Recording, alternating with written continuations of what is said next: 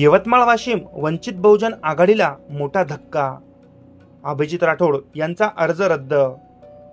यवतमाळ वाशिम लोकसभा मतदारसंघातील लोकसभा 2024 रणांगणातील सर्वात मोठी बातमी सद्यस्थितीमध्ये चॅनलच्या हाती लागली आहे।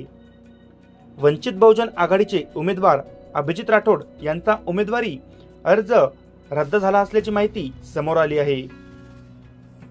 ऐनवेळी वंचित बहुजन आघाडीमार्फत यवतमाळ वाशिम करिताचा उमेदवार बदलला गेला होता।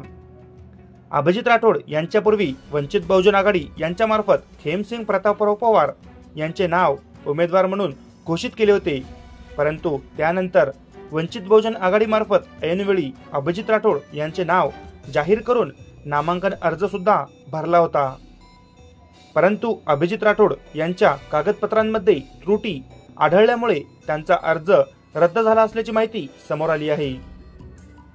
वंचित बहुजन आघाडी यांचे समोरचे पाऊल काय राहणार याकडे सर्वांचे लक्ष लागले आहे।